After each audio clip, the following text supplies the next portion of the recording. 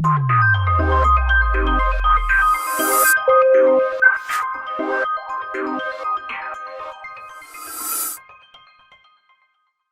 बच्चों, स्वागत है आपका धारा विद्युत में एक सबसे इम्पोर्टेंट टॉपिक यानी कि किरचॉफ्स लॉ में। आज हम और आप मिलकर यहाँ पर डिस्कशन करेंगे किरचॉफ्स के नियम।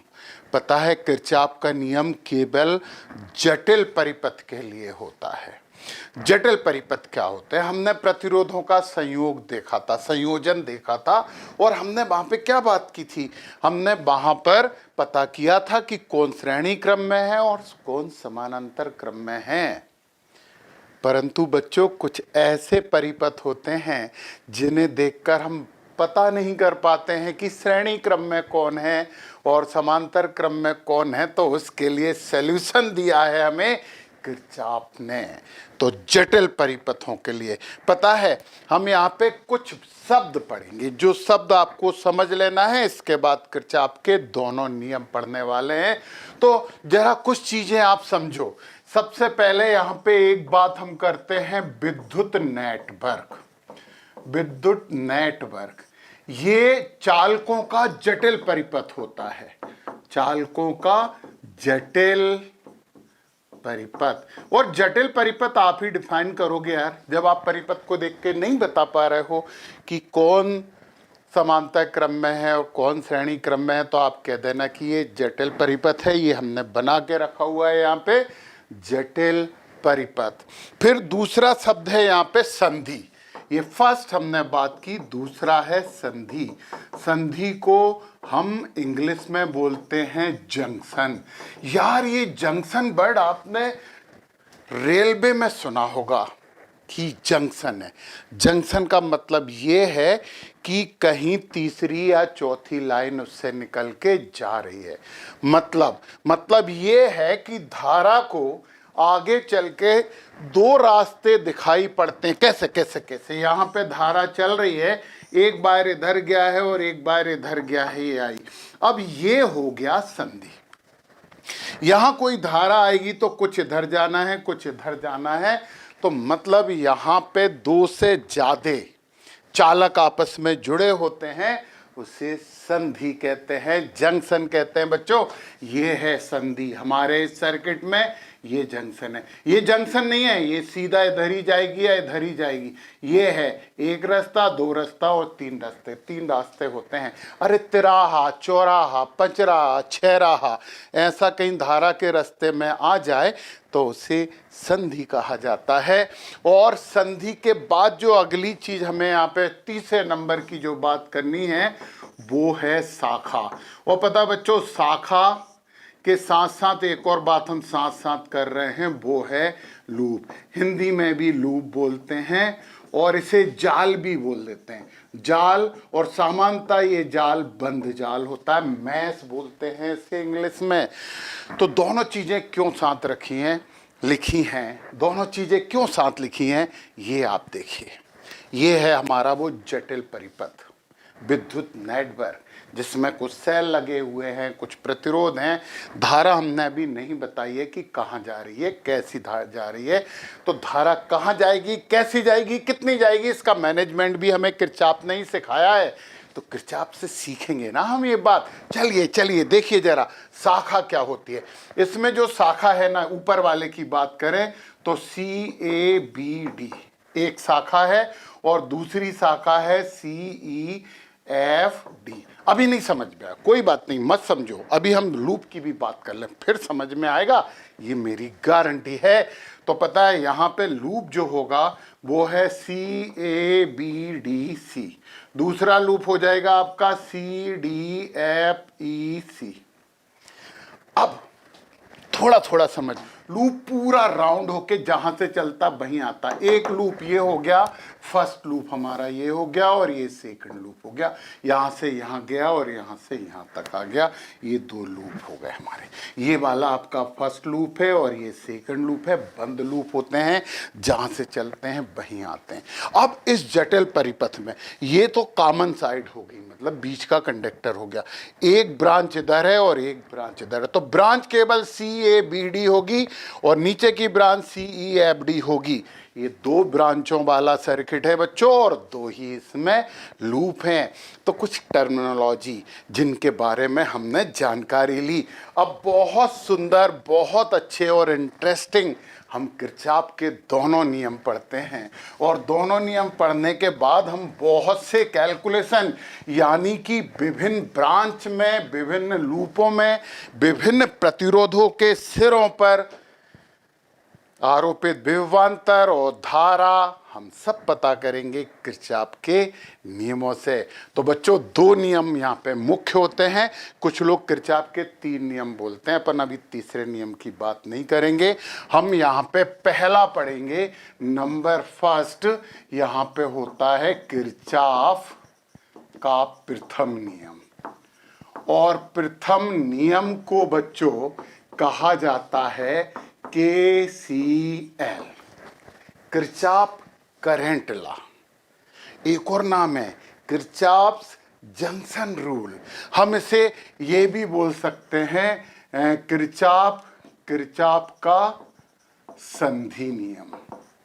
संधि नियम, किरचॉफ का धारा नियम, बट इसे KCL से हिंदी में भी वो बोलते हैं कि KCL समझाइए, तो आप समझ जाना कि ये तो किरचॉफ का पहला नियम है, फर्स्ट लॉ है किरचॉफ का। तो संधि नियम क्या कहता है? वो ही कहता है जो आपको पहले से पता। आपको मालूम है कि धारा और पानी एक से बहते हैं, और किसी भी संधि पर धारा रुक नहीं सकती, क्योंकि संधि उससे स्टोर नहीं कर सकता। तो संधि पे जितनी धारा आएगी, संधि से उतनी धारा चली जाएगी, क्योंकि वहां रुक नहीं सकती ना। सड़क है, सड़क है, जितने लोग सड़क पे आएंगे उतने लोग सड़क से चले जाएंगे, क्योंकि सड़क कोई रुकने रहने की जगह तो होती नहीं है ना बच्चों। तो फाइनली मान लो हमारे पास एक संधि है, ये यहाँ से करंट आ रहा है I1, यहाँ से भी इसमें करंट आ रहा है I2, और एक और करंट मान लेते हैं यार ये I3। 3 करंट चल रहे हैं संधि की तरफ, संधि पर रुक नहीं सकते हैं। जाने के लिए मान लो कि केवल एक रास्ता है और एक रास्ता ये है, मतलब I4 इससे जा रहा है और I5 इससे जा रहा है। तो किरचॉफ का नियम क्या कहता है कि संधि पर जितनी धारा आती है उतनी ही धारा जाती है। अरे ये तो अपनी देसी भाषा में हो गया ना, है ना। तो क्या बोल सकते हैं हम यहाँ पर? हम ये कह सकते हैं कि संधि की ओर आने वाली धाराओं का योग संधि से दूर जाने वाली धारा के योग के बराबर होता है। इसमें भी मजा नहीं आ रहा बंधु। अभी तो आप ये देखो, आप यहाँ पे देखो, जो करंट इन आई इन क्या क्या हो रहा है। इन मतलब जो इनकमिंग है इसकी तरफ आ रहा है, वो कौन कौन सा? I1 plus I2 plus I3। और बाहर कहाँ से जा रहा है? I4 और I5 से। तो बच्चों I आउट हम लिख देते हैं, I out is equal to हो जाएगा I4 plus I5। Common sense क्या कहता है कि जितना आएगा उतना जाएगा। मतलब क्या है? मतलब है I in is equal to I out. मतलब क्या हुआ? I1 plus I2 plus I3 is equal to I4 plus I5। इसके अलावा और कुछ चारा है क्या? संधि पर रुक नहीं सकती है धारा, तो जितनी आएगी उतनी जाएगी। पानी बहता हुआ आ रहा है, 5-6 रास्तों से आ रहा है, नदी में जाके मिला तो पूरा के पूरा नदी के सहारे बह जाएगा कि नहीं? अरे सिंपल सी बात है यार, है ना। तो पता है ये है किरचॉफ का नियम। तो किसी भी संधि पर आने और जाने वाली धाराओं का योग समान होता है, बराबर होता है। परंतु हम ऐसे नहीं लिखेंगे। अभी आप इसे देखो, हम थोड़ा सा और आगे बढ़ाएं। हम यहाँ पे ऐसे कर सकते हैं I1 plus I2 plus I3 minus I4 minus I5 is equal to 0। इसको यहाँ पे ले आओ। ये आने वाली प्लस, जाने वाली माइनस। तो पता अपन यहाँ पे समेशन लिख देंगे I meet at any junction, यानी इस पे संधि पे मिलने वाली समझ धाराओं का योग 0। आपत्ति उठाइए, ऑब्जेक्शन उठाइए कि सर माइनस हो रहा है, योग कैसे बोल सकते हो आप? बिल्कुल सही कह रहे हो, तुमने सही बात बोली। कभी नहीं बोल सकते योग। तो हम क्या बोलेंगे?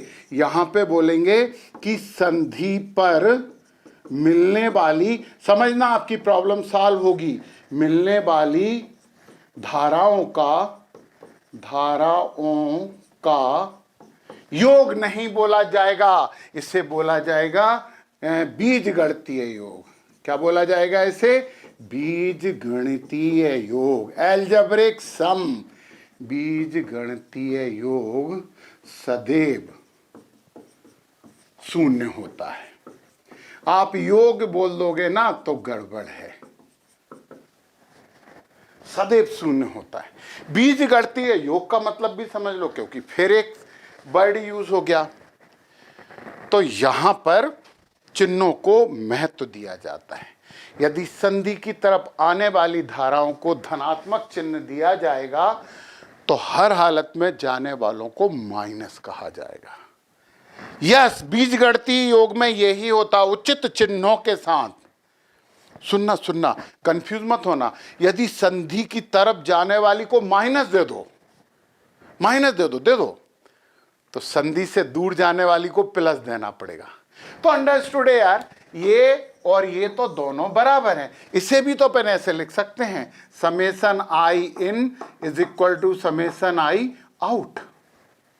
इधर लिखो, यहां पे बीजगणितीय शब्द उपयोग में नहीं आएगा, परंतु यार सुंदर भाषा यही है कि संधि पर मिलने वाली धाराओं का बीजगणितीय योग सदैव शून्य होता है। और थोड़ा सा सुंदर कर दें और हम बोल दें समस्त।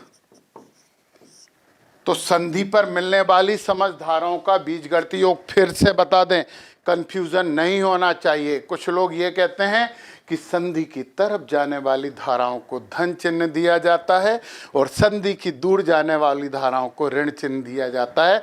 आप बिल्कुल बाध्य नहीं हैं इसके लिए, आप कोई सा भी चिन्ह दे सकते हो, परंतु संधि की तरफ जाने वाली धाराओं को सबको एक ही चिन्ह देना पड़ेगा और दूर जाने वाली को एक ही चिन्ह देना पड़ेगा। मतलब आई इन नेगेटिव ले सकते हो तो आई आउट पॉजिटिव लेना पड़ेगा। यदि आई इन यानी इनकमिंग पॉजिटिव ले लो तो आई आउट को नेगेटिव लेना पड़ेगा।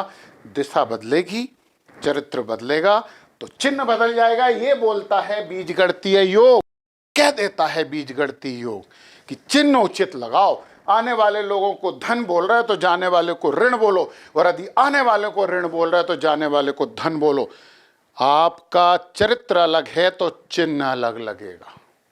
तो किसी भी संधि पर मिलने वाली समस्त धाराओं का बीजगणितीय योग सदैव शून्य होता है, या किसी भी विद्युत परिपथ में संधि की ओर जाने वाली धाराओं का योग हमेशा संधि से दूर जाने वाली धाराओं के बराबर होता है। परंतु हम आपको ये वाली लैंग्वेज प्रेफर करते हैं।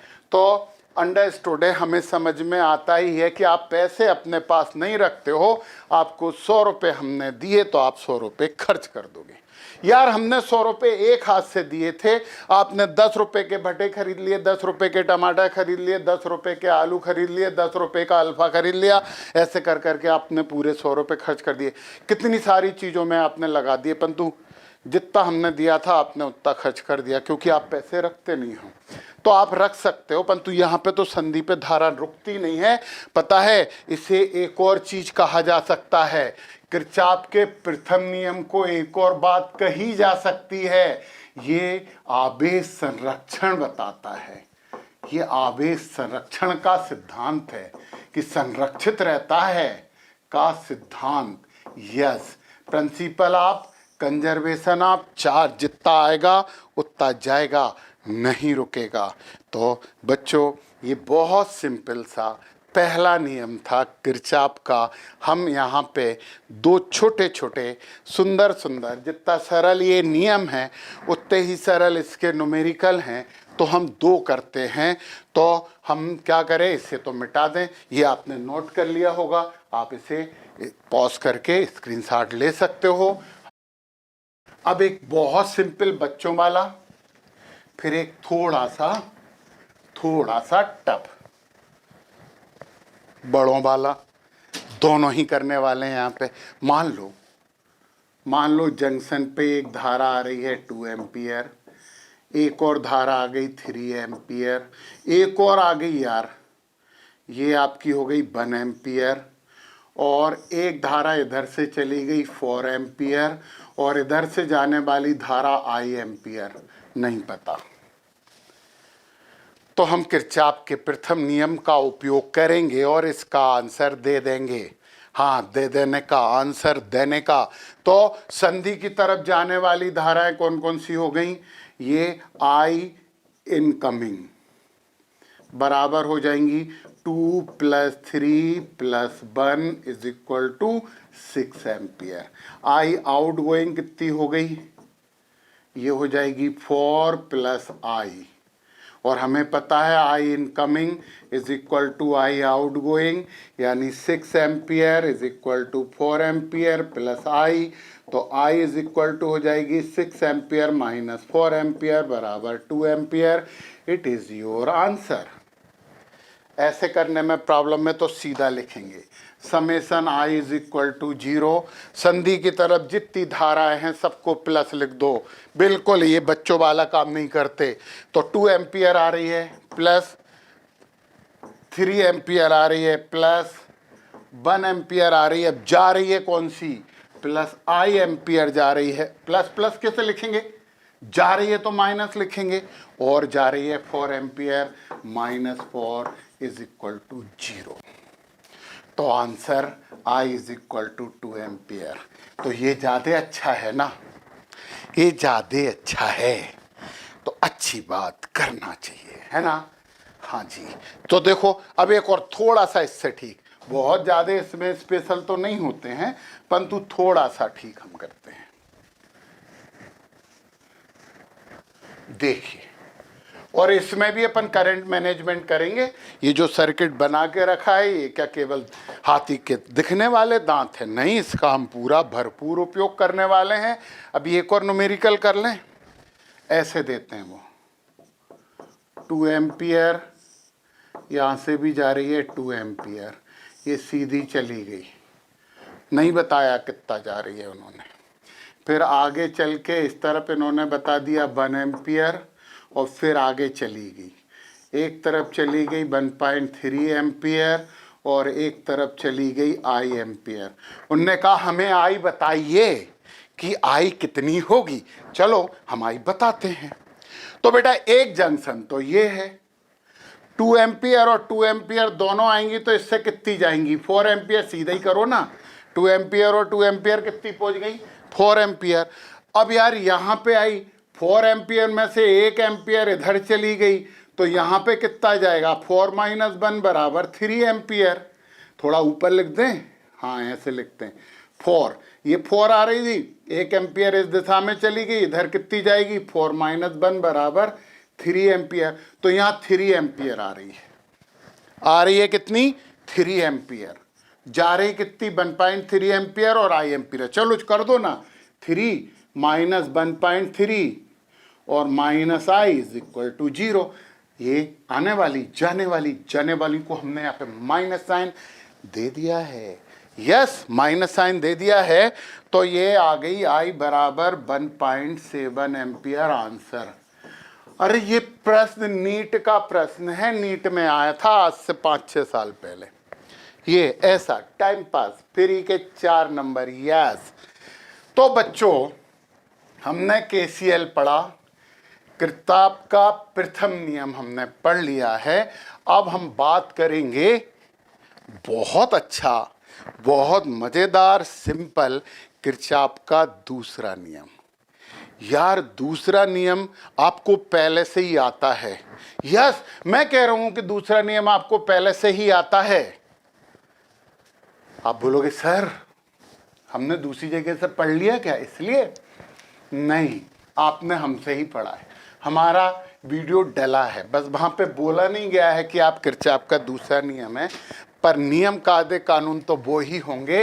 अब हम सेकंड नंबर डाल दें और यहाँ पे बोल देते हैं किरचॉफ का द्वितीय नियम। यस, और पता है बच्चों इसे बोलते हैं KVL, किरचॉफ्स वोल्टेज लॉ। इसे लूप नियम भी बोलते हैं। इसे लूप नियम भी बोलते हैं और इसी को और भी नाम दिए हैं। इसे वोल्टेज नियम भी बोलते हैं, वोल्टेज लॉ, वोल्टेज नियम ये भी बोलते हैं। और पता है, हम तुम्हें पहले से ही बता देते हैं, जो पहला नियम आवेश संरक्षण की बात करता था ना, ये दूसरा नियम बात करता है ऊर्जा संरक्षण की, ऊर्जा संरक्षण की। अरे यार, किसी भी सर्किट में ऊर्जा ही तो बहती है, जितनी बहेगी उतना उपयोग होगा, नहीं बहेगी नहीं होगा, ऊर्जा नष्ट या उत्पन्न तो होती नहीं है। जितना विद्युत वाहक बल आरोपित किया जाएगा उतनी धारा बहेगी। पर आपको पता है कि जितना विद्युत वाहक बल आरोपित किया जाता है उतनी धारा नहीं बहती। हाँ, अभी तो डाला है इससे पहले वाला लेक्चर, क्योंकि विद्युत वाहक बल में थोड़ी सी कमी सेल का आंतरिक प्रतिरोध कर देता है ना। यदि उसे काउंट कर लिया जाए तो जितना विद्युत वाहक बल होगा उतना ही विभवांतर होगा। सेल टर्मिनल वोल्टेज सुना है कि नहीं? तो पता है, सीधी सी बात है, हम तुम्हें यहाँ पे बहुत अच्छी बात बता रहे हैं कि यदि आंतरिक प्रतिरोध नगण्य हो, हम क्या लिख रहे हैं यहाँ पे, सुनना बच्चों, बहुत इंपॉर्टेंट बात है, आपको किसी ने ये बात नहीं बताई, ये समझ लो यार, बहुत फायदे में रहोगे, बहुत फायदे में रहोगे। यदि सेल का आंतरिक प्रतिरोध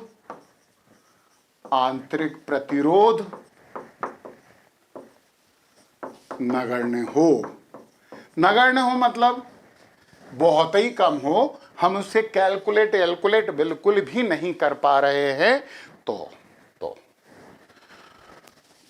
E बराबर V होता है। हमने बताया है आपको कि सेल टर्मिनल वोल्टेज और विद्युत वाहक बल, इनमें डिफरेंस आता है केवल आंतरिक प्रतिरोध की वजह से। यदि आंतरिक प्रतिरोध नगण्य हो तो फिर E बराबर V हो जाता है।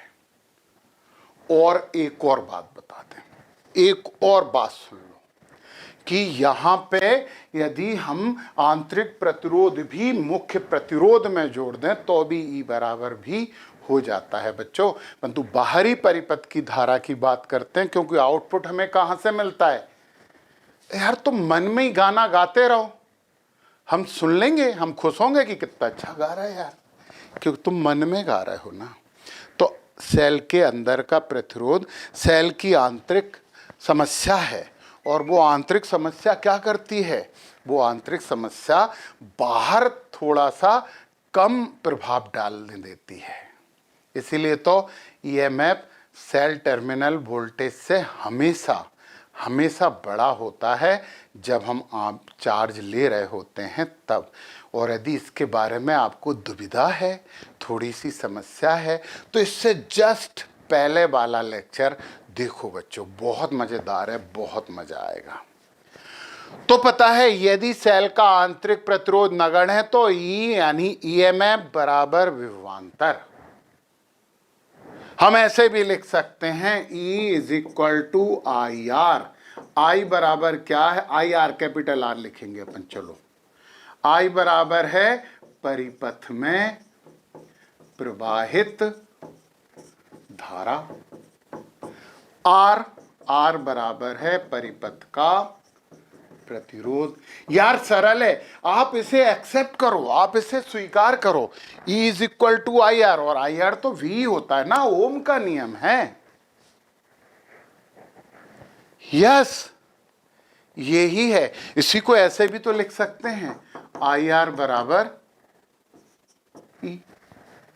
बहुत से प्रतिरोध हैं, जटिल परिपथ की बात होती है किरचॉफ के, सरल परिपथ से तो बात नहीं होती है।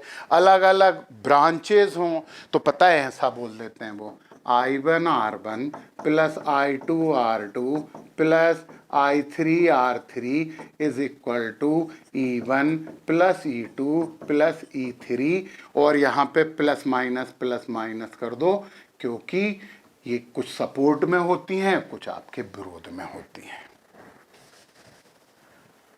तो सुन लो नियम, फिर अपन प्रैक्टिकल करेंगे और मास्टरी करेंगे। अभी आपको थोड़ा सा कंफ्यूजन लग रहा है, मुझे पता है कि लग रहा है, पूरा दूर करेंगे, पूरा दूर करेंगे। देखिए जरा आगे की बात सुनो। परंतु इससे एक बात समझ में आ गई कि धारा और प्रतिरोधों के गुणनफल का बीजगणितीय योग बराबर होता है विद्युत वाहक बलों के बीजगणितीय योग के।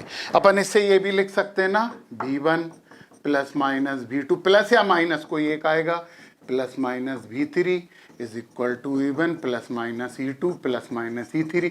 अब सब बच्चों को सबसे बड़ी समस्या तो ये आ रही है, सर प्लस माइनस लिखा, कब प्लस होगा कब माइनस? समझेंगे ना, हमें जो सपोर्ट करेगा, जो हमारे साथ चलेगा वो प्लस होगा, और जो हमारा विरोध करेगा वो माइनस होगा। समझो आप इस बात को। तो हम तो इसकी परिभाषा पहले लिख देते हैं बच्चों, फिर अपन इसके बड़े बड़े एप्लीकेशन और अच्छे अच्छे न्यूमेरिकल करेंगे। अभी कंफ्यूजन होगा तो थोड़ा सा इंतजार करना, दूर हो जाएगा, परंतु इससे परिभाषा तो आ गई। अब सबसे पहली बात तो ये होती है, ये सब काय में होते हैं, बंद लूप में होते हैं। ये बात बताना तो हम भूल ही गए थे। मतलब दूसरा नियम बंद लूप का है, इसीलिए तो लूप बोला है, और लूप बंदी होती है। ये एक लूप हो गई पूरी, ऐसी चल के इधर आ गई, ये एक लूप हो गई पूरी, ऐसी चल के इधर आ गई, दो लूप हो गई, फर्स्ट और सेकंड। बंद लूप के लिए है तो लिखेंगे नियम और फिर उसका यूज करेंगे, और पता है समझेंगे सिंपल सर्किट से, बाद में जटिल परिपथ का उपयोग किया जाएगा। धारा मैनेजमेंट, करंट मैनेजमेंट हम करेंगे किरचॉफ के पहले नियम। सभी सुनो सुनो, किसी बंद लूप में परिपथ के यार, चलो किसी बंद लूप में धारा तथा प्रतिरोधों, संगत प्रतिरोधों लिखना पड़ेगा, संगत करेस्पॉन्डिंग, संगत प्रतिरोधों के गुणनफल का बीजगणितीय। अब आपको प्लस माइनस वाली चीज समझ में आई। आप जिधर चल रहे हो धारा उधर चल रही है तो प्लस दोगे, आपके विपरीत चल रही है तो माइनस दोगे। बीजगणितीय योग उस परिपथ में उपस्थित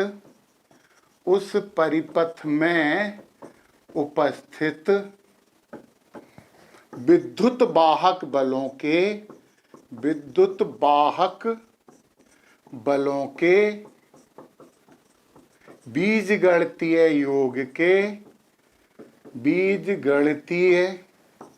योग के बराबर होता है। ये आपका केवीएल आ गया, किरचॉफ का दूसरा नियम आ गया है, और आपने 80% समझा है। मुझे मालूम है 80%, 20% तो मिसिंग है यार। 20% भी कवर करेंगे ना, अनुप्रयोग करें, प्रैक्टिकली यूज करें तो बिल्कुल कर पाएंगे।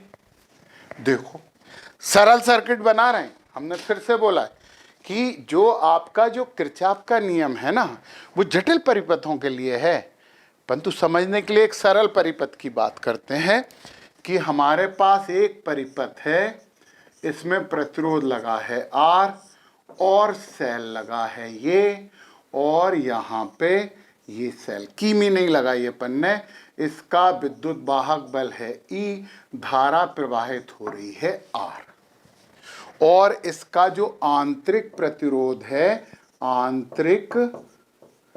आंतरिक प्रतिरोध नगण्य R अप्रोक्स इक्वल टू 0, असंभव है 0 होना, बराबर 0 मान लेते हैं। तो इसमें किरचॉफ का नियम कैसे लगेगा? I इंटू आर बराबर E। परिपथ में I धारा बह रही है, उसका प्रतिरोध से गुणा कर दिया, धारा तथा संगत प्रतिरोधों के गुणनफल का बीजगणितीय योग का से करें, एक ही है तो कैसे करेंगे? तो ये हो जाएगा IR बराबर E, किरचॉफ का नियम हो गया।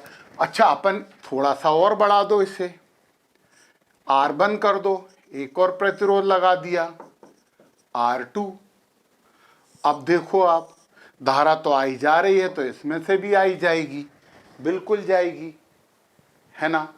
ओके ओके, अब क्या होगा, अब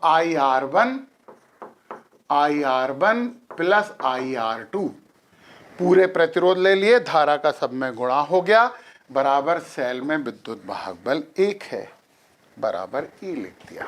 तो जैसा कि बच्चों मैंने आपको बताया था कि किरचॉफ का लॉ जटिल परिपथ के लिए होता है, तो अब हम इस जटिल परिपथ के लिए बात करें और थोड़ा सा ध्यान दीजिए, बहुत अच्छी चीज है और बहुत अच्छे से समझ में आएगा। चलिए, इसमें किरचॉफ के पहले नियम से हम करंट मैनेजमेंट करें। एक संधि ये है, इधर से आ रही है I1 करंट, इधर से आ रही है I2 करंट, इस सेल से I2, इस सेल से I1।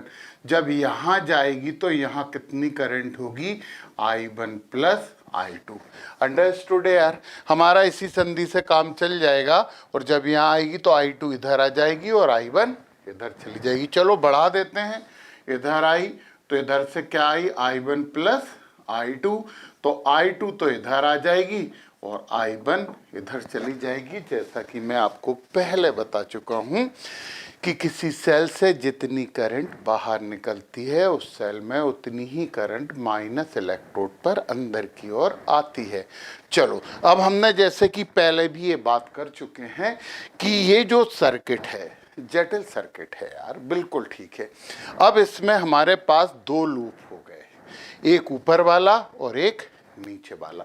हम पहले ऊपर वाले लूप की बात करते हैं, बंद लूप। लूप तो वैसे भी बंद होता है, ACDBA। देखो बच्चों, जब हम लूप की बात करेंगे ना तो पूरा बंद होना चाहिए, A से चला C, C से चला D, D से चला B, B से चला A। अब यहां पे आपकी एक समस्या जो उत्पन्न हो सकती है उसे हम पहले ही हटा दें। बच्चों, आपने क्या लिखा, ACDBA। आप चले हैं A से C, C से D, D से B, B से A। तो आप जिस डायरेक्शन में चल रहे हो उसमें अब चलने वाली सभी चीज़ों को प्लस ले लो और जो आपका विरोध कर रहा है उससे माइनस ले लो। अब वो समस्या कहाँ थी कि कुछ लोग कहते हैं कि एंटी क्लॉकवाइज ही चलो, कुछ लोग कहते हैं क्लॉकवाइज ही चलो।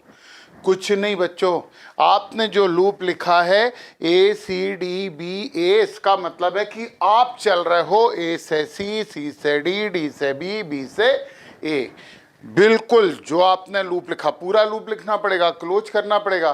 तो जिस डायरेक्शन में आप चले, आपकी डायरेक्शन में सब प्लस ले लो और आपका विरोध करने वालों को माइनस कर दो। चलो देखते हैं, आप A से चले C, केवल करंट है, यहाँ पे I1 है, परंतु करंट के साथ प्रतिरोध होगा तो हम यूज करेंगे उसे। फिर आप C से चले D। देखो बच्चों, करंट आपकी दिशा में अपोजिट दिशा में जा रही है, आपकी दिशा में नहीं जा रही है यार। आप चल रहे हैं C से D और करंट चल रही है इधर, प्रतिरोध क्या है, R2। इस करंट का संगत प्रतिरोध R2 है, यानी ये करंट R2 प्रतिरोध में से होके गुजर रही है और आपका विरोध कर रही है। तो आप लिखो -I2R2। आप C से D आ गए, D से B फिर कुछ नहीं, करंट होगी I1, परंतु यहाँ पे प्रतिरोध नहीं है। फिर आप आए B से A, तो I1 करंट है और प्रतिरोध कितना है, R1, और आपकी दिशा में है, आपकी दिशा में है तो प्लस लिखोगे I1R1। सादा, सिंपल, बिल्कुल शुद्ध विचार। आपकी दिशा में जो भी है, आपके साथ जो भी चल रहा है सब प्लस और आपके विरोधी जो हैं वो सब माइनस। पहले करंट और प्रतिरोध का गुणनफल लिखा। अब हम बराबर का साइन लगा दें। देखो बच्चों, आप C से इस तरफ जा रहे हो और इसकी करंट इस तरफ जा रही है, मतलब यदि सेल के प्लस की तरफ आप जा रहे हो तो उल्टे जा रहे हो। लिख लो यार, सेल के प्लस की तरफ जा रहे हो तो उस सेल को माइनस देना पड़ेगा, और सेल के माइनस की तरफ जा रहे हो तो सेल के ईएमएफ को प्लस देना पड़ेगा। सेल के क्या को? सेल के ईएमएफ को। तो आप चल रहे हैं सी से डी उल्टे सेल के प्लस की तरफ, तो E2 माइनस होगा, माइनस E2। और इधर से आगे बढ़ते हुए आप बी से इधर जा रहे हैं सेल के माइनस की तरफ। ये दिव्य ज्ञान है, लिख लो, तो वो प्लस होगा। ये आया E1। चाहो तो रीअरेंज करके लिख सकते हो, I1 R1 minus I2 R2 is equal to E1 minus E2। ये आया हमारा। अब आपके दिमाग में एक प्रश्न उत्पन्न हो सकता है कि सर ठीक है, हमने A C D B A लिखा तो ये आ गया। यदि हमने ऐसा नहीं लिखा होता, यदि हम वो बंद लूप ये ले रहे होते, ये लूप ऊपर वाला ही लूप, परंतु हमने गलती से ऐसे लिख दिया होता A B D C A, ये लूप है, बंद लूप। ये A B D C A, जरूरी थोड़ी है कि आप ऐसे ही लिखो A C D B A, तो भी टेंशन नहीं है, तो भी आप बोइज करो। बोइज करने का और कुछ नहीं करने का, जो आपके सपोर्ट करने का उसको धन चिन्ह देने का, यस, धनात्मक आवेश देने का।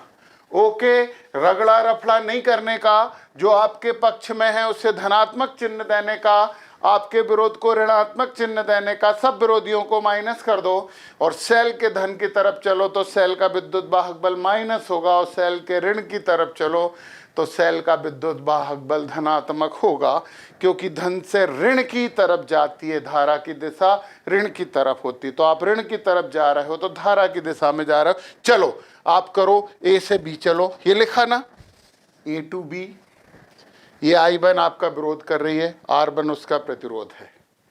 प्रतिरोध है तो I1 R1 लिखेंगे, प्रतिरोध नहीं है तो नहीं लिखेंगे।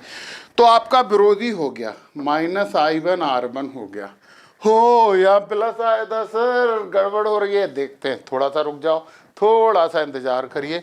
अब आप A से B चले गए, B से D आए, यहाँ पे प्रतिरोध नहीं है तो कुछ नहीं लिखा। अब आप D से C आएंगे, DC लिखा ना, DC, यस, D से C आएंगे। I2 आपका पक्ष ले रही है और R2 प्रतिरोध में बह रही है, तो plus I2 R2 is equal to, अब आप इधर प्लस की तरफ चल रहे थे A से B की तरफ, आपको पूरे ढूंढ के ईएमएफ भी तो लिखने हैं, बीजगणितीय योग, तो आप A से B जा रहे थे सेल के धन की तरफ, ये हो जाएगा माइनस E1, और फिर जब इधर आ रहे थे तो दूसरे सेल के ऋण की तरफ, तो ये हो जाएगा प्लस प्लस E2। क्या देखो इन दोनों में कोई अंतर है? यस, देखो देखो देखो, बताओ, यदि इसमें माइनस का इंटू कर दें दोनों तरफ, कोई अंतर नहीं पड़ता ना, दोनों तरफ के चिन्ह में कर दो, तो ये हो जाएगा I1 R1 minus I2 R2 is equal to E1 minus E2। ये भैया और ये भैया दोनों तो सेम हो गए। बच्चे इसमें ये प्लस है, इसमें ये माइनस है, इसमें ये माइनस है, इसमें प्लस है, तो इधर भी तो उल्टा हो गया था। इधर E1 प्लस था तो E1 माइनस हो गया, E2 माइनस था तो E2 प्लस हो गया। एक ही बात है, इसे इधर ले आओ, इसे उधर ले जाओ, यही हो जाएगा। तो वो क्लॉकवाइज और एंटी क्लॉकवाइज के लफड़े में नहीं पड़ने का, आप तो जिस डायरेक्शन में चल रहे हो आपके सपोर्टर को धन दे देना का, पर सेल के बारे में सुन लो, सेल के धन की तरफ चल रहे हो तो उस सेल का ईएमएफ माइनस, और सेल के ऋण की तरफ चल रहे हो तो उस सेल का ईएमएफ प्लस, यस प्लस। तो सुनो सुनो, अब अपने पास दूसरा लूप भी है, ये वाले लूप की बात तो कर ली है, तो अपन ये वाला बंद लूप ये वाला मिटा देते हैं, लिखना हो तो लिख लो, स्क्रीनशॉट ले लो।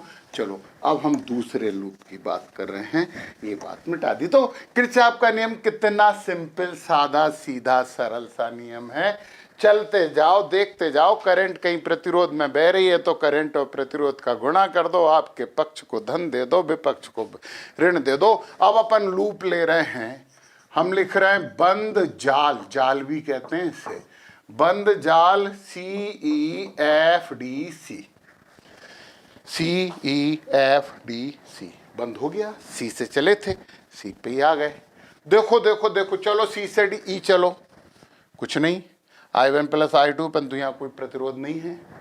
अब आप ई से एफ चलो, ये I1 प्लस I2 इधर से होती हुई I1 प्लस I2 ही तो रहेगी, ये इस प्रतिरोध में से गुजरेगी, और ई से एफ जा रहे हो, ये आपकी दिशा में है, तो आपकी दिशा में है तो आपके पक्ष में है I1 plus I2 into R3, ये 3 है ना। ओके, आगे बढ़िए, एफ डी में कुछ प्रतिरोध नहीं है, फिर आप आओ डी से इधर, I2 भी आपका सपोर्ट कर रही है, आपके ही पक्ष में, आप डी से सी पे चल रहे हो, देखो ना डी से सी लिखा, कहाँ गया ये डी से सी, और करंट भी आपकी दिशा में, तो प्लस I2 R2 हो जाएगा, ये हो गया प्लस I2 R2।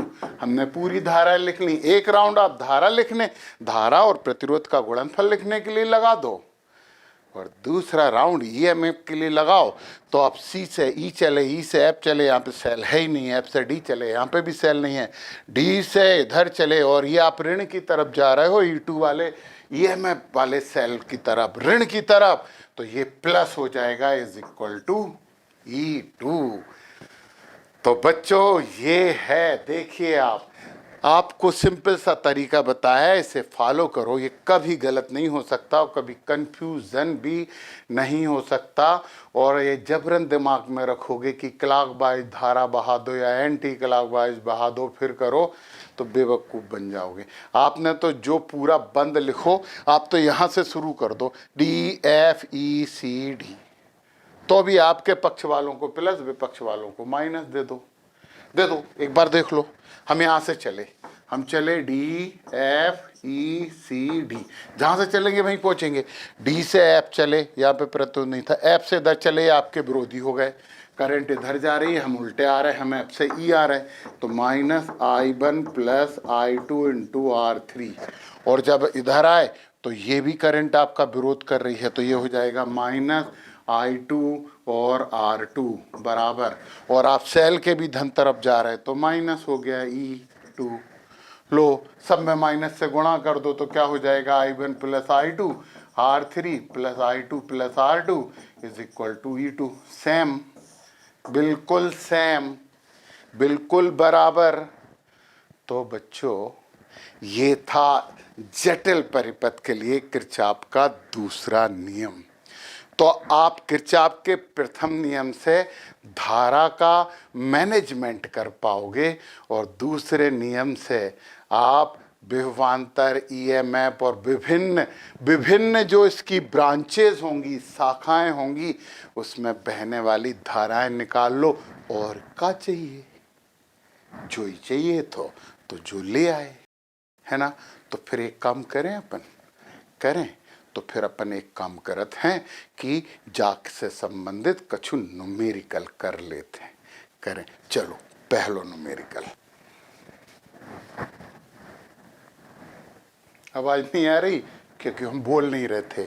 ये एक उन्होंने परिपथ दिया है, और इस परिपथ में उन्होंने बोला है कि A B branch, B C branch और बी डी ब्रांच में कितनी धारा है, मतलब ए से बी तक कितनी धारा जा रही है, बी से सी तक कितनी जा रही है, और बी से डी तक कितनी जा रही है। और इसमें उन्होंने लगा दिए हैं 2 सेल, 15 वोल्ट और 30 वोल्ट।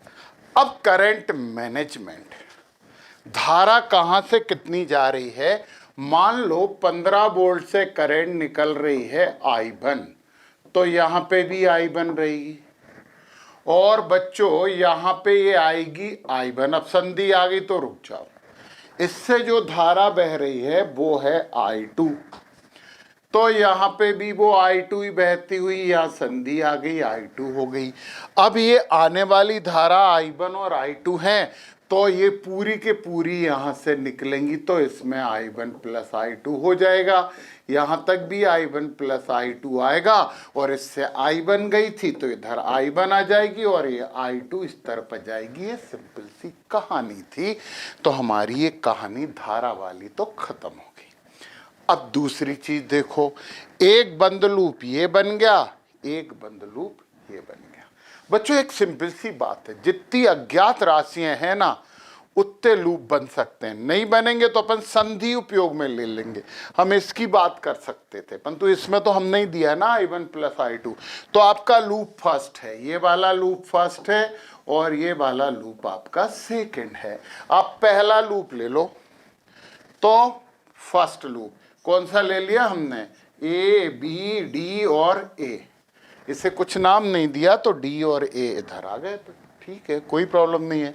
फिर A पे आ गए और ये क्या है, ये है बंद लूप। चलो यार अंग्रेजी में ही लिख दिया अपन ने। तो 6 into I1, 6 into I1, A से B जा रहा है ना, आपके पक्ष में है ना, तो यहाँ पे क्या आ जाएगी 6 इंटू I1। और आप इधर से इधर चले, ये भी आपको सपोर्ट कर रहे हैं, तो यहाँ पे आप क्या लिखोगे, I1 प्लस I2, प्रतिरोध कितना है 3। हमने कहा था ना एक राउंड तो हम धारा के लिए लगाते हैं, फिर उसी दिशा में एक और चक्कर लगाते हैं, तो प्लस से दूर जा रहे हो और सेल के माइनस की तरफ आ रहे हो, तो ये सेल का EMF या विभव तो पोटेंशियल पॉजिटिव हो जाएगा। तो ये इक्वेशन नंबर फर्स्ट। अभी कैसे थोड़ा सा और सॉल्व कर लो ना, 6I1 plus 3I1 plus 3I2 is equal to 15। तो I1 और I1 ये हो जाएंगे 9I1 plus 3I2 is equal to 15। यार गणित थोड़ा बहुत तो सबको आता, 3 से सब में भाग जा रहा तो दे दो ना, सरल बना दो। क्यों टफ लेके चलते हैं, नहीं लेंगे तो अपन इसे सरल बना लेंगे। तो 3 से भाग दे दो तो क्या हो जाएगा, 3I1 plus I2 is equal to 5, equation number first. 3 से भाग देना, लिखने की जरूरत नहीं है, अंडरस्टूड है, मन की बात है, मन से ही कर दिया। या लिख सकते हैं यहाँ, और एक समीकरण आ गया, एक लूप का हमने उपयोग कर लिया। अब आप दूसरे का उपयोग करो, ऐसा करो BDCB, ऐसे चलो ऐसा कर दो CBDC, ऐसे कर देते हैं। लूप कोई सा भी मान सकते हैं। अब हमने बंद लूप लिया, बंद लूप क्या लिया, CBD, इधर से घूमते हुए फिर C पे आ गए। चलो यहां की बात करो, यहां पे आप चल रहे हैं C से B, I2 आपके पक्ष में है तो 3I2 प्रतिरोध का गुणा करके लिखोगे 3I2। आगे चले B से D, फिर आपके पक्ष में ही है धारा, वाह बहुत पक्ष में है आपके, चुनाव ही जीत जाओ फिर तो आप। ये हो जाएगा I1 प्लस I2 इंटू 3, और अब इक्वल टू, क्योंकि और तो इसमें कुछ है नहीं, अब इसके लिए घूमो, इधर से इधर चल रहे हैं, प्लस से दूर ऋण की तरफ। इस सेल का विद्युत वाहक बल तो प्लस होगा, विभव तो प्लस होगा, तो प्लस 30। सॉल्व करो, 3I2 plus 3I1 plus 3I2 is equal to 30 करो, तो ये हो जाएगा 3I1 plus 6I2 is equal to 30। और इसे क्या करो, इसे आप 3 से फिर भाग दे दो, बेल नॉन और करके लिख देंगे अपन। ये हो जाएगा कितना, I1 plus 2I2 is equal to 3 धाम 30, 10 होगा। सर गलत मत किया करो आप, गलत करना बहुत गलत बात होती है। कोई भी सवाल जब अपन गलत करते हैं तो वो बहुत ही गलत बात होती है। अब आपके पास समीकरण 1 ये है, समीकरण 2 ये है। अब आप 10वीं क्लास में पहुंच जाइए, 2 आपको समीकरण दिए हैं, 2 अज्ञात राशि हैं, निकाल लो। तो अपन इसे समीकरण 2 नहीं माने, अपन एक काम करते हैं, I1 बराबर 10 माइनस 2I2 कर देते हैं, ये समीकरण 2 मान लेते हैं। इससे I1 का मान इसमें रख दो, इससे I1 का मान इसमें रख दो, 2/1 से, तो 3 I1 की जगह ये रख दो 10 माइनस 2I2 और प्लस I2 और इज इक्वल टू 5। सॉल्व कर लेते हैं। तो ये हो जाएगा 30 माइनस 6I2 और ये हो जाएगा प्लस I1। अच्छा I2 है तो सर आप I1 कैसे लिख सकते हो, तो सर तो सर ही है, 3 धाम 30, 3 दूनी 6I2 plus I2 is equal to 5। 6I2 में से 1I2 गया तो क्या बचा, 30 minus 5I2 is equal to 5। 5i2 को इधर ले आओ, 5 को इधर ले आओ, तो अपन 5i2 प्लस कर दें और सामने 25 हो जाएगा, इधर 30 में से 5 घट जाएंगे ना तो 25 हो जाएगा। तो i2 बराबर आ गया 25/5 यानी 5 एम्पियर। और i2 5 एम्पियर आ गई, इसमें रख दो i2 का मान यहाँ। चलो इसे 3 बोल दो, अब 2 वाह 3 से, वाह वाह भाई वाह, 2 वाह 3 है ना। तो यहाँ से i2 का मान इसमें रख रहे हैं, तो ये हो जाएगा i1 = 10 - 2 इंटू i2 कितना आ गया 5। तो i1 = 10 - 10, 10 - 2 i2 था, i2 5 आया था। तो i1 बराबर 0 एम्पियर, मतलब i1 0 एम्पियर हो गया, तो ये 0 आ गया, i2 बराबर 5 एम्पियर आ गया। और IBD निकालना है, IBD, तो ये हो जाएगा i1 + i2 = 0 + 5 = 5 एम्पियर। और ये हमारे तीनों के आंसर आ गए हैं। यार एक काम करते हैं, पता है, एक और न्यूमेरिकल कर लेते हैं, इससे थोड़ा सा और बड़ा टाइप का कर लेते हैं, तो करते हैं। चलो तो बच्चों एक अच्छा न्यूमेरिकल ये बना है, देखने में थोड़ा सा जटिल दिख रहा है परिपथ, परंतु यार आपको पता है ना कि किरचॉफ ने जटिल परिपथों के लिए तो अपना नियम दिया है, तो हम किरचॉफ के दूसरे नियम का इसमें उपयोग करेंगे, परंतु धारा मैनेजमेंट पहले नियम से होगा। चलो अपन धारा देखते हैं। कुछ एक ऐसी चीजें जो आपको समझना चाहिए। ये सेल बना है, 2 वोल्ट लिखा है या 1 ओम लिखा है।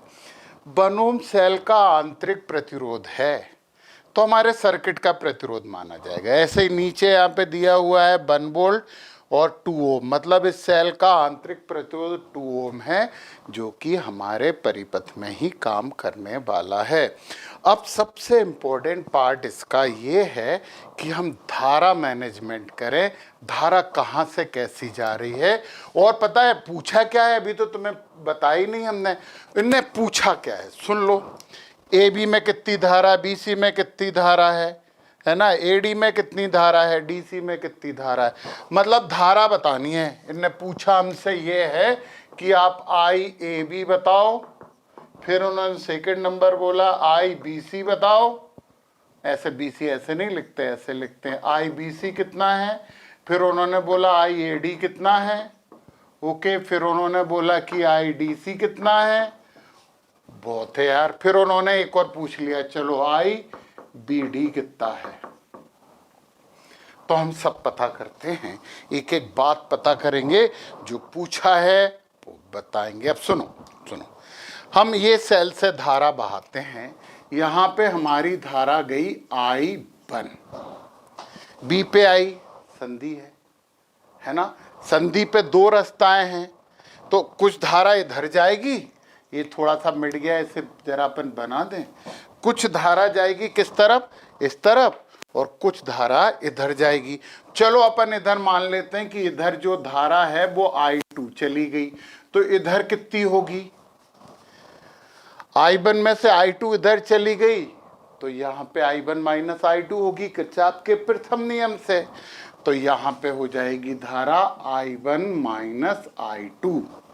संधि पर मिलने वाली समझ धाराओं का बीजगणितीय योग 0 होता है।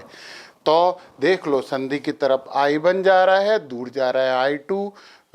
देख लो यार, ऐसे कर देते ना, संधि की तरफ जा रहा है I1, संधि से दूर जा रहा है -I1 - I2 और -I2। तो ये हो जाएगा I1 - I1 minus plus I2 -I2, ये कैंसिल, ये कैंसिल, ये कैंसिल, 0 आ गया। तो इसमें तो कुछ सवाल ही नहीं उठता है बच्चों। अब हम सुनो, अभी हमें और मैनेजमेंट करना है धारा का। सुनना, यहाँ से I2 आ गई, आ रही है इधर I2, मान लो इधर I3 चली गई, इस सेल से इधर धारा आएगी, I3 इधर गई है, तो फैक्ट है कि I3 इधर भी आएगी। तो मतलब ये जो धारा हो जाएगी ना, वो I3 माइनस I2 हो जाएगी। बच्चों बड़े इंपॉर्टेंट बात है, I2 इधर जा रही है, सेल से I3 इधर जा रही है, तो धारा I3 माइनस I2 होगी। और कुछ भी हो जाए यहां से वापस भी I3 माइनस I2 ही आएगी, जितनी जाएगी उतनी आएगी। तो ये I3 इधर गई, ऊपर I1 निकल गई, यहां पे देखो ना, ऊपर की तरफ I1 है तो इधर I1 ही जाएगी। तो यहां पे धारा कितनी हुई, I3 minus I1, I3 minus I1।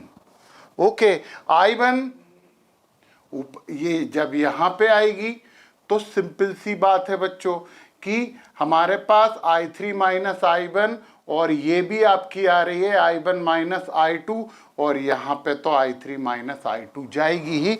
देख लो, योग करके देख लो, I3 माइनस I1 संधि की तरफ, ये दोनों दूर की तरफ, इतनी आ जाएंगी I3 माइनस I2। तो ये बड़ा काम था धारा का मैनेजमेंट जो हमने कर दिया। अब आपको 3 लूप मिल गए यहाँ पे। ये वाला आपका लूप फर्स्ट हो गया, ये वाला लूप सेकंड हो गया, और ये थर्ड हो गया। चूंकि I1, I2 और I3 पता करनी है, 3 अज्ञात राशियां हैं, तो बच्चों यदि 3 अज्ञात राशियां हैं तो फिर हमें 3 ही समीकरण चाहिए। तो सबसे पहला बंद जाल ले रहे हैं हम, नंबर फर्स्ट। यहाँ पे थोड़ा सा ऐसा कर लेते हैं, और पहला यहाँ पे बंद जाल है हमारा BDAB। लो भैया, BDAB देख लो, BDAB, या सब माइनस हो जाएंगे, अपन BADB कर लेते हैं, अंतर कुछ नहीं पड़ता। थोड़ा सा माइनस प्लस बिला वजह करने से, परेशान होने से क्या जरूरत है, BADB कर लेते हैं। वो भी किया था तो अभी सही आता है यार, कंफ्यूज मत होना, इसमें सुविधा हो जाएगी, और अपन सुविधा भोगी आदमी है।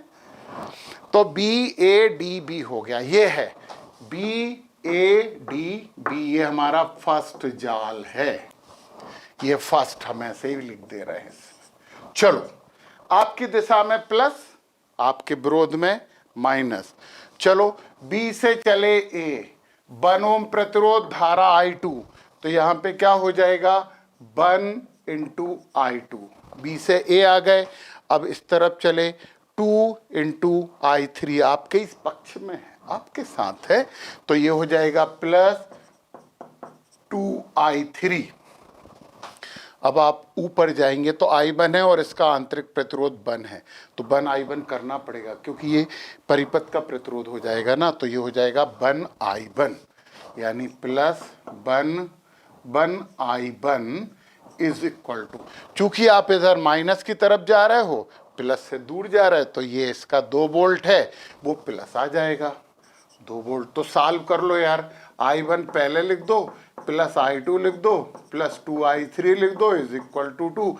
इक्वेशन नंबर फर्स्ट, हमारा पहला जाल। अब दूसरा जाल फेंकते हैं, ये वाला है दूसरा जाल।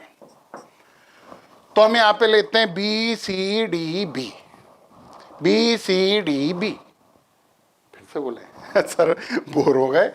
तो अब हम यहाँ पे बोलते हैं बंद जाल, और ये बंद जाल है सेकेंड में हमने क्या लिखा, BCDB, ये दूसरा लिखा था।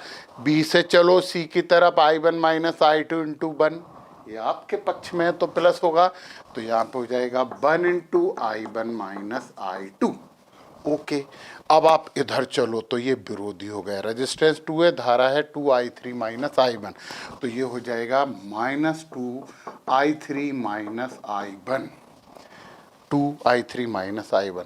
D से इधर चलेंगे तो I1 इंटू 1 है ही, तो प्लस हो जाएगा 1 इंटू I1, और आप तो इसके माइनस की तरफ जा रहे हो तो सामने तो 2 वोल्ट हो ही जाएगा। चलो चलो सॉल्व करो, ये हो जाएगा I1 minus I2 minus 2I3 minus minus plus 2I1, और plus I1 is equal to 2। I1 और 2I1 3I1 4I1 minus I2 minus 2I3 और कुछ बचा, ये कर दिए, और ये माइनस I2, -2i3। यार गलती नहीं हो जाए इसलिए देख रहे हैं यार, कैलकुलेशन है, कैलकुलेशन को थोड़ी सावधानी से नहीं करना चाहिए क्या? क्या बात करते हो यार, करना चाहिए ना सावधानी से। हाँ हाँ, ये क्वेश्चन नंबर 2 हो गया। अब तीसरा जाल ये है, ये शिकारी ने तीसरा जाल फेंका और ये लेते हैं अपन बंद जाल। बंद जाल, ओके, बंद जाल कौन सा है आपका? A D C E F A, A D C E F A, ये है वो बंद जाल। चलो इसमें लिखो A से D 2 इंटू I3 लिख दिया, 2 इंटू I3 आपके पक्ष में है तो प्लस, फिर D से C आपके पक्ष में, आपके पक्ष में 2i3 minus I1 plus 2i3 minus I1, C से E में इधर आया I3 माइनस I2 इंटू 2, ये है। चलो ये हो जाएगा I3 minus I2 plus I3 minus I2 into 2, और फिर इसके बाद आपको केवल ये लिखना है, तो माइनस की तरफ जा रहे हैं तो ये प्लस हो जाएगा, बराबर हो जाएगा 1। चलो यार बच्चों इसे सॉल्व करो, ये हो जाएगा 2i3 plus 2i3 minus 2i1 plus 2i3, 2 का अंदर इंटू किया, minus 2i2 is equal to 1। चलो सबसे पहले तो आप लिखो 2i1 माइनस 2i1 लिखा, ओके, फिर i2 देखो जरा कहाँ है, माइनस 2i2 लिखा, फिर i3 1, i3 2, i3 3, plus 6i3 लिखा is equal to 1। Equation number 3 हो गया। यार अपन 3 अभी नहीं लिखे इसे, नहीं नहीं लिख दे, लिख दें, लिख दें, लिख दें यार, लिख देते हैं यार, हाँ लिख देते हैं। अब आपको क्या करना है, इन तीनों समीकरणों को सॉल्व करना है। तो पहले समीकरण से आप एक काम करो, I2 का मान निकाल लो, I1 का, दूसरे समीकरण से I2 का मान निकाल लो, और तीसरे में रख दो। हम समीकरण 1 से कर रहे हैं, समीकरण 1 से, ये है 1, I1 निकाल लिया अपन ने, तो I1 बराबर हो जाएगा 2 minus I2 minus 2i3, okay. इसे क्वेश्चन नंबर 4 दे दो यार, अपने गिनती आती 4 5 6 7 8 9 10 11 12 ऐसे देते रहेंगे। और समीकरण 2 से, समीकरण 2 से आप I2 का मान निकाल लो, क्योंकि I1 का भी रखा जाएगा I2 का भी रखा जाएगा, तो अपने पास क्या बचेगा, है ना। समीकरण 2 से I2 का मान निकाला हमने, तो I2 का मान कितना आएगा, समीकरण 2 का आ गया ये है, तो देखो I2 को इधर ले आओ, तो I2 बराबर हो जाएगा, I2 बराबर हो जाएगा आपका, इसको इधर ले आए तो ये है 4i1 माइनस 2i3 और माइनस 2। एक काम करो, ये इक्वेशन नंबर 5 हो गया। अपन एक काम करते हैं, इसमें I1 का मान रख देते हैं 4/5 से, 5 का मतलब 5 ही होता है ना बच्चों, इसमें अपन I1 का मान रख देते हैं। कर लो यार, थोड़ा सा सॉल्यूशन है, थोड़ी सी मेहनत है। तो I1 का मान रख दिया, तो अपन ने I2 इज इक्वल टू लिखा, 4i1 की जगह अपन ने लिख दिया 2 माइनस 2i3, और I1 का रखा माइनस 2i3 माइनस 2। सॉल्व करो, I2 बराबर हो जाएगा 4 दूनी 8 माइनस 4i2 माइनस 8i3, है ना। और देखो 4 दूनी 8, 4i2 माइनस 4 दूनी 8i3 माइनस 2i3 माइनस 2। एक काम करो, ये कहाँ गए आपके I2, अच्छा I2, ये 4i2 को इस तरफ ले आओ, 4i2 को इधर ले आएंगे तो I2 plus 4i2 is equal to, 8 में से 2 गए तो 6 बचे, 6 माइनस 8i3, और 8i3 क्यों कर रहे हो? 8 और 2 10i3 करो। यस, तो ये हो जाएगा 5i2 is equal to 6 minus 10i3। Okay, तो I2 बराबर हो जाएगा 6/5 माइनस 10/5 I3, यानी I2 इज इक्वल टू हो जाएगा 6/5 ही लिखा दे रहा है, मतलब 2I3। इक्वेशन नंबर हो गया आपका 6। I2 निकल आया हमें, I1 भी हमें पता है, I2 भी हमें पता है, I2 I3 के टर्म्स में आ गया। ओके, अब हम क्या करें, इसमें I2 का मान रख दें, इसमें अपन I2 का मान रख देते हैं। ओके, पहले इसमें 3 में I1 का मान रखो, 3 में I1 का मान रखने पर सब हो जाएंगे, एक बार सब आ जाएंगे फटाफट। थोड़ा सा उलझा है, इसमें I1 का मान रखेंगे तो -2I1 है, तो ये रखो आप -2I1, ये I1 है, ये वाला रखा, ये हो जाएगा 2 माइनस I2 माइनस 2I3 और -2I2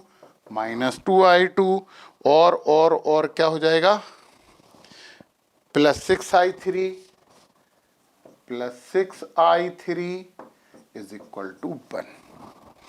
हमने यहाँ पे रखा, I1 का मान रख दिया, ये वाला 2 माइनस I2 माइनस 2I3, और देखना बस दो चीज यार, थोड़ा सा धैर्य रखो। तो ये हो जाएगा -4 minus minus plus 2I2 minus minus plus 4I3 minus 2I2 plus 6I3 is equal to 1। 2I2 है। अब देखिए आप, 4 को तो सामने पहुंचा दो, 2I2 और 2I2 माइनस 2I2 ये तो कैंसिल हो गए, तो 4 को उधर पहुंचा दो, 4I3 plus 6I3 is equal to 1 plus 4।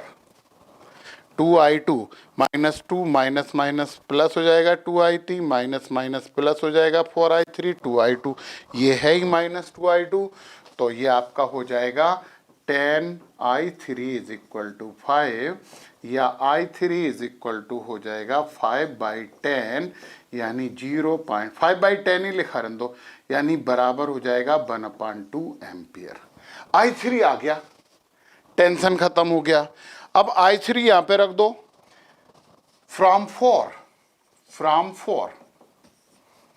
I3 आ गया तो I2 भी आ जाएगा, तो I2 बराबर क्या हो जाएगा, I3 का मान रख रहे हैं, I3 का मान इसमें रख रहे हैं, तो ये हो जाएगा 6/5 माइनस 2 इंटू I3 का मतलब है 1/2।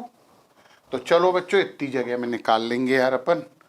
I2 बराबर हो जाएगा 2 इंटू 1/2 6/5 माइनस 1, तो I2 इज इक्वल टू कितना हो जाएगा 1/5।